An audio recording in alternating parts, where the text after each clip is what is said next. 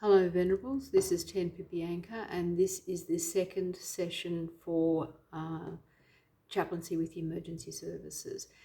What I looked at in the first session was fantastic. So it's a structured drawing program, and this time what I'm looking at is inner journeys, outer pathways, as well as resilience trees. So the resilience tree is a project I've been working on for the past year or so, and hopefully we get to have time to have a look at that as well. Inner journeys has been quite fascinating. So people are presented with a range of different spirals. So they come in different sizes, different colours, different shapes, very different, as well as 3 spirals. Hope you can see that one there. They're also supplied with a range of textures and pencils, so a lot of textures, gel pens which go on very nicely, a lot of different coloured pencils, because this is all about writing words and colours and shapes. So people are encouraged to sit and be mindful for a moment, and we go through settling the self, coming into the room, tapping into what is happening inside, and just contemplating and thinking about what it is that we are here and what we are doing. It doesn't need to be anything in great depth, but an exploration of, can I put down what's sitting inside me onto my paper? So they're encouraged to go up, have a look through, see what catches their eyes, get some pens and pencils. And it's quite extraordinary that that this can be quite revealing. And what I had with one Rural Fire Service brigade was the trust that people have in their brigade members, that they can actually reveal something that is quite deep and meaningful. Now, not everybody does, because it can be very confronting and they don't want to. But some, and I have had one gentleman say, I trust everybody here. And to go on and say, you know, this is how it has been for me. And it's really quite extraordinary what they bring up and express. Of course, that's not everyone. Some people prefer not to do it at all, and we'll just there and have a bit of a scribble, or they will leave the room and go and do something else, or some will take the opportunity to sit quietly and just meditate. So explaining to them is that we are working from the outside. So how has it been for you? What do you experience? What have you experienced as you work inwards? So as you work inwards, what are some of the words that you could write there? What are some of the shapes or colours? Are they soothing? Are they angry? Are they gentle? It does not have to mean that red is angry, blue is sky and spacious and anything else. It's just what is there at the moment. How do you want to put it on there? Is there a certain shape to a feeling? What expresses what you need to put on paper without it being psychoanalyzed? Because it's not there about fixing anybody. It is about them just having an internal look at themselves and deciding, do they actually need to speak with somebody about something, or, you know, just check in with themselves, how they're doing and what have you. So it's this great encouragement of using shape, using colour. Maybe it's a word that runs all the way through, to keep connected. And I remind them throughout the process is that we're being mindful, we're connecting in with the self. If you need a moment, sit and take a breath, become present in the room once more, turn the gaze inward. What is there, even if it is ephemeral, to put down on the paper, and work your way inward. And when they get into the centre, it is like What has been revealed for you? Is there something that you could put here that is an awareness of where you're at this point in time? What is happening? And sometimes it can be a really big thing, or it's just a little minor thing, and it is there in the middle. And then it's asking, well, if you're going to work your way back out, how do you take that out with you? It doesn't have to be anything different, because things change. You can't say it's going to be like this, but if you had to draw or write a word or something, what would you be doing as you go out? And I do explain to them that you don't have to have it going outwards. Maybe it's just enough that you've worked on the way inwards. Take your paper home, and maybe you'll finish it out at home. Stop and have a think. It doesn't need to be rushed. So there's an encouragement to participate, but it's not a you must do this. I brought this along, so I'm expecting you to actually sit down and make something of it. And I've had some really, really extraordinary results. This one here, though I know it's a bit hard to see, it's three spirals. And one gentleman in an SES unit said, I had one for work, I had one for home, and I had one for the SES. And he started working on one from home, one from work, and then seeing how all intertwined it was, and how this wasn't finished, or this wasn't finished, and how he placed things, and the importance of things, and what that meaning was for him. And he actually found it very illuminating, which is really good to hear, because you're not always sure how people might take this kind of activity on, because you're actually asking them to look internally in a public place. So I was really quite astounded. And then another young man, he started on his, and for him it was all about, oh yeah, I've been through all this, but oh my goodness, I have this goal in front of me, and it's quite close. And he was drawing his achievements and his goals and an expectation of what was happening next, because of what he was working towards. And to see some of these people deeply engaged in this is quite extraordinary for some of the work that they produce in about 30 minutes. And I feel actually very privileged to be able to witness what they are doing themselves.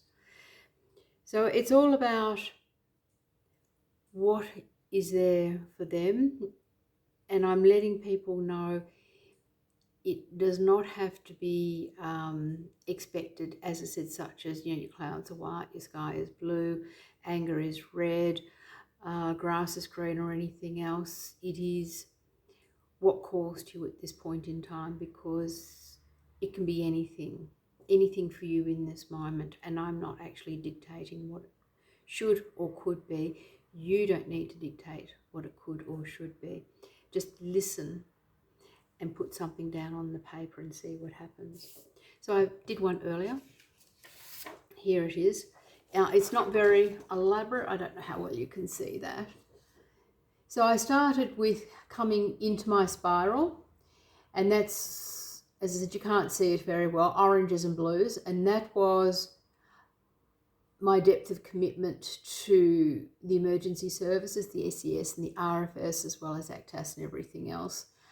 And that was absolutely very full on when we had all the fires, and all of a sudden COVID hit, and that was that green bit, because everything sort of cruised and stopped. And I was like, oh my goodness, what happened? I don't know what's going on here. 1 minute it was 13-hour days, and the next thing it is basically next to nothing. And then moving on a bit further, there's a lot of pink, that's work. So that is, that's always been, the work was always in there, but now it's more noticeable because it is just the work. You could not go and visit the RFS or the SES or fire and rescue or any of those at all. That all had to cease, and everybody was very, very anxious about what was happening. Now we have a long period here. I don't know if you can see those very well. And they are all lines sort of jutting out, and they're roadblocks, and they're dark, and I was miserable. And they go on for a really, really long time, and I didn't really know what was happening. And it went on, and it went on, and it went on, and you go to work, and it goes on, and it goes on. And it was just as if I'd stopped, in a way. I had just stopped. And I wasn't quite sure what was happening with me, but this is how it seemed to be to me, that I was stopped, I was stifled. In there is still work, but I was actually getting no joy from that. And moving along further, we start seeing little dots appearing. And I knew I needed something, but I wasn't sure. So I took 6 weeks off from work. It was like, I need to do this for my own mental health. And the roadblocks lasted for quite a bit longer. And the 6 weeks I took off, the roadblocks lasted for about 3 of those weeks before I could finally just settle. And the gold becomes a little bit more pronounced. So I was engaged in activities that had me being very mindful, and that was growing, and I was enjoying it. And that has continued. So I've actually, back at work, I mean, there are still days when I feel stifled, but I'm still at work. The SCS, RFS, those visits, fire and rescue, they're all beginning very slowly once again. So once more, I'm going out at night. I'm keeping up my mindfulness. I am learning, and from this here, where I've really stopped and taken stock of myself, I've kept it going for it because I know I need that for my well-being. So it's not as heavy. I've realised I can't do as much as what I could down here, that somewhere along the line I had to slow down. And so I'm a bit more aware of my time and what I need for me. So what this shows is that I need stuff for myself which is outside of being a pastoral carer or a chaplain for other people. If I want to be effective, I have to do things for me.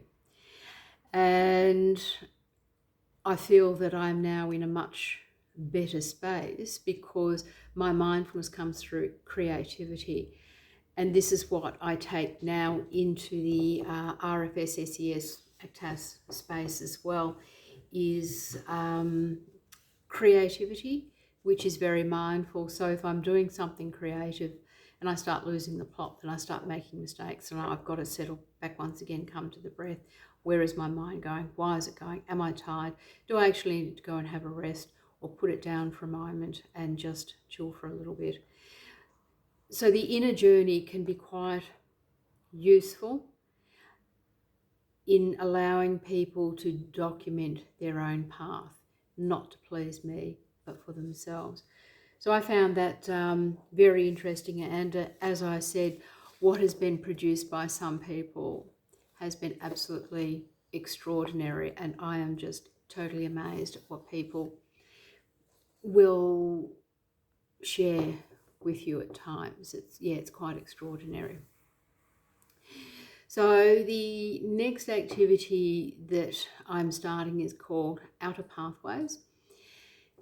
This is looking more on the outside. What are we doing physically? What have we been doing physically? How is that represented?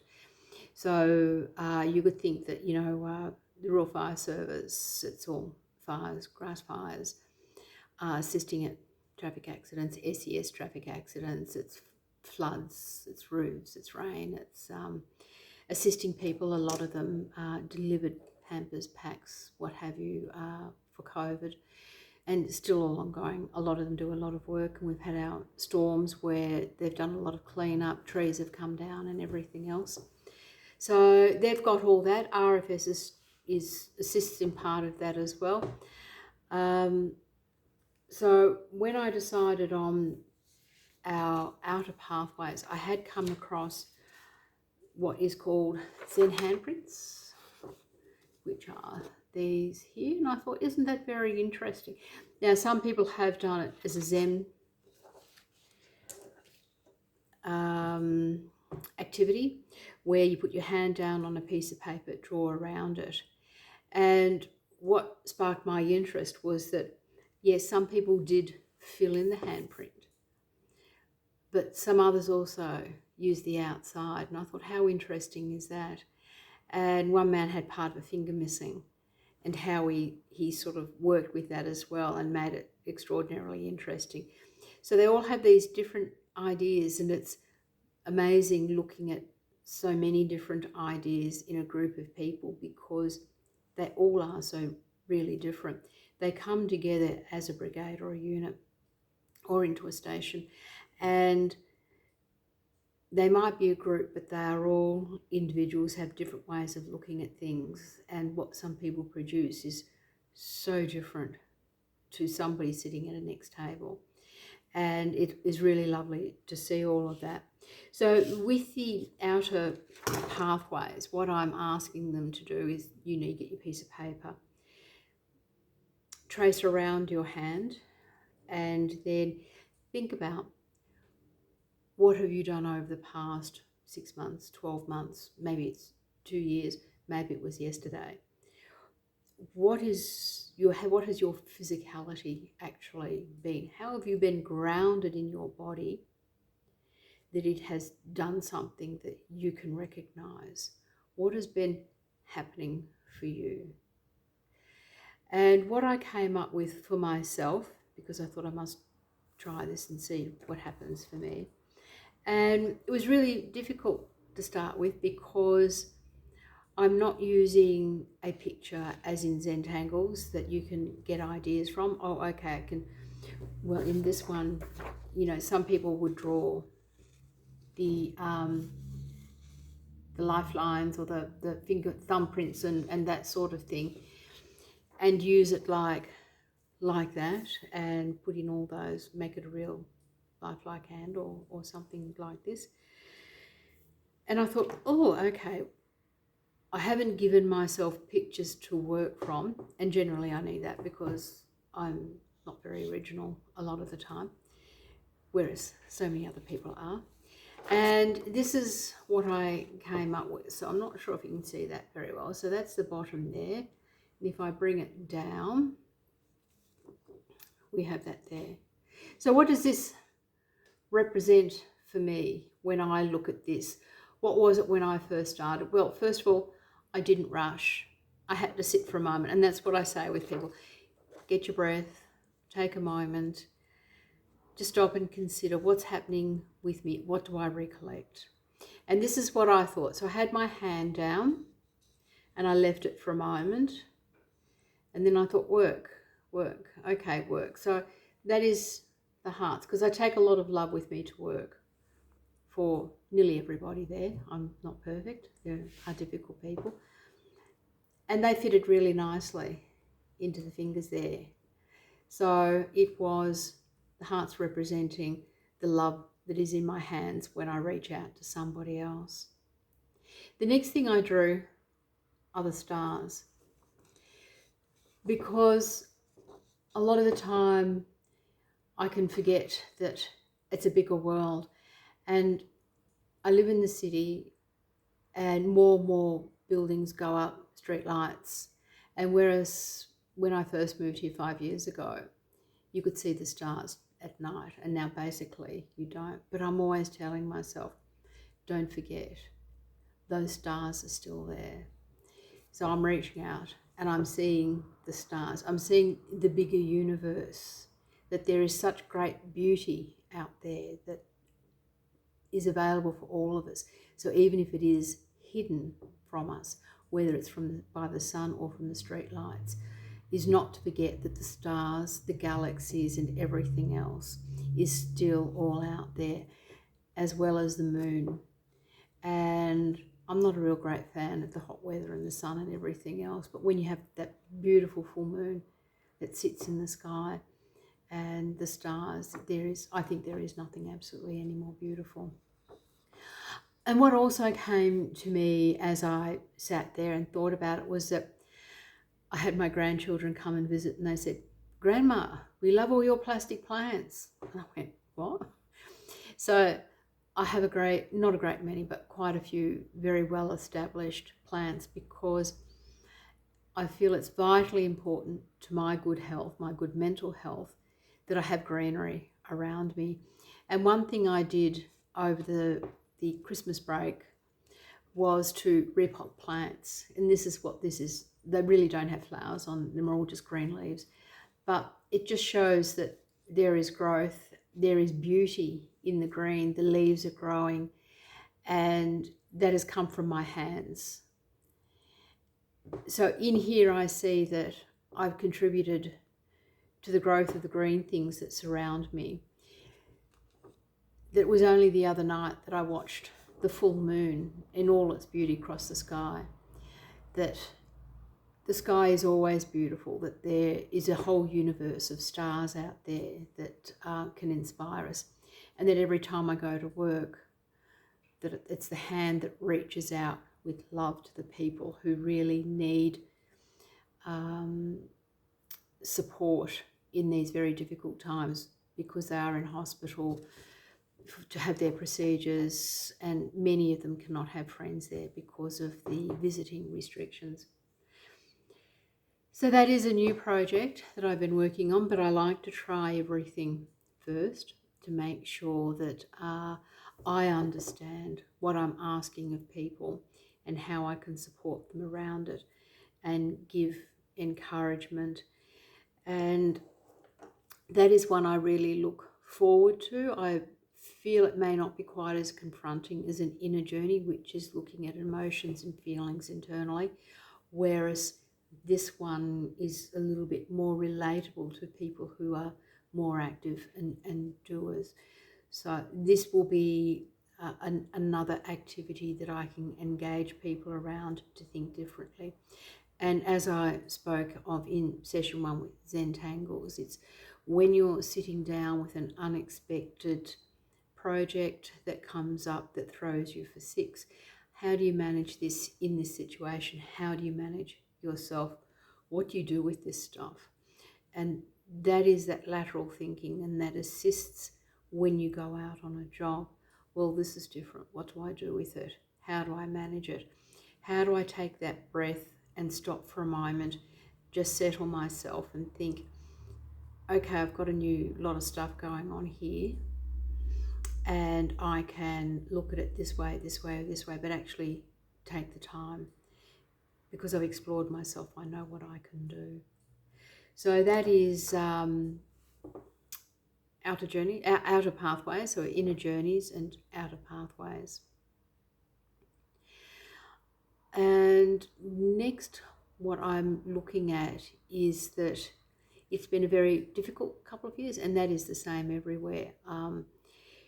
So after the fires, then the storms, and then COVID, and then more storms, and more COVID, as everybody knows, and lockdowns, and finally, maybe no lockdowns, is that when I go along to a brigade or unit, is that I take a whole heap of handmade, hand-painted, hand-decorated leaves, different varieties of leaves and flowers.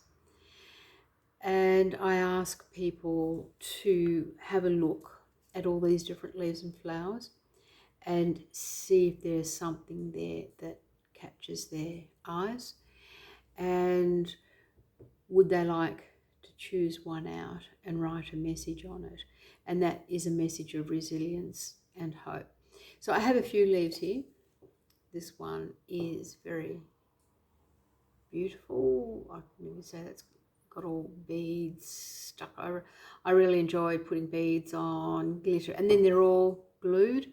The backs are all the same. They're all silver, and then I invite them to write their message on there, and then I put glue over the top of it to preserve it.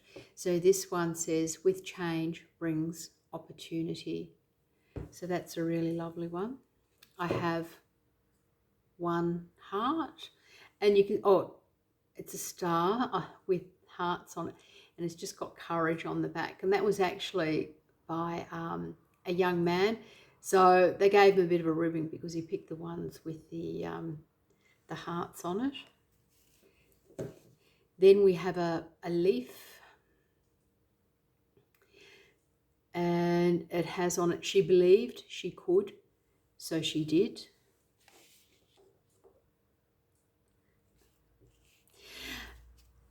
And so you're asking for something for inspiration and hope. Somebody's put vegetarian lasagna. So food is obviously very important to them.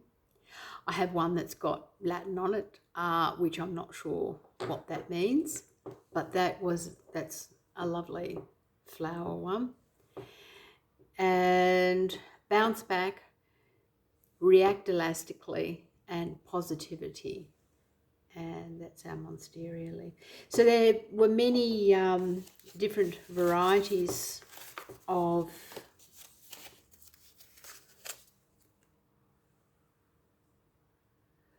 flowers and leaves. This one is sort of orange and gold, and that's very SES, and that's lovely because somebody's put on the back, I belong in orange, with the orange flower. So somebody from the SES has thought that this is really symbolises that, yes, I belong. Many of them, they will all be at some stage put onto a formatted tree. So I have put out the word for maybe 1.8 metre branch, something of a gum of a branch that I can sand and paint and what have you, or clear lacquer, whatever it will be. Then have it wrapped in wire, something to do with legs, and then branches coming off it in wire, and then hanging our leaves from there. But this sort of thing is a very long-term project, because I've discovered after some time is that nothing ever happens very quickly. So it's a case of take a breath and 2 steps forward and 1 step back. Though I do know somebody who is going to be clearing all the roads from the tree branches, limbs and everything else after the last lot of storms, and I've asked him to keep an eye out for me. So he has agreed to do that. Whether it happens or not, I don't know, but it was a great opportunity. So I'm hoping that maybe in the next month or 2 I will get my tree limb and I can start working on that. And then the next part will be, how do I get it upright? How do I put some form of branches on it?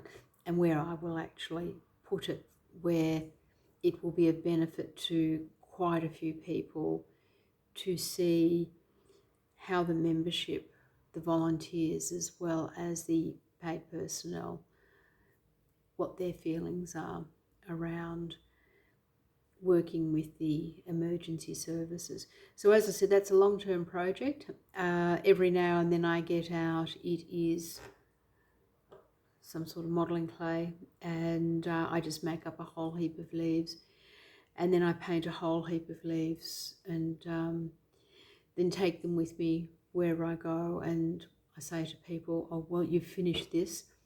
Would you like to go and pick out something here and just stop and have a think and let me know, bring it back. And they're all very carefully collated so as that I know who they belong to. Then they all have from their unit. And then all feedback is taken. So really enjoyed tonight.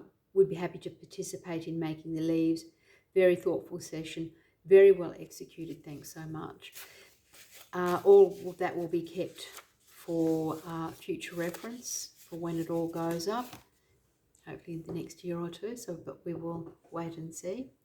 So that is for the emergency services. Looking at, we've looked at, the first session was Fantastic Zentastic, which was the Zentangles.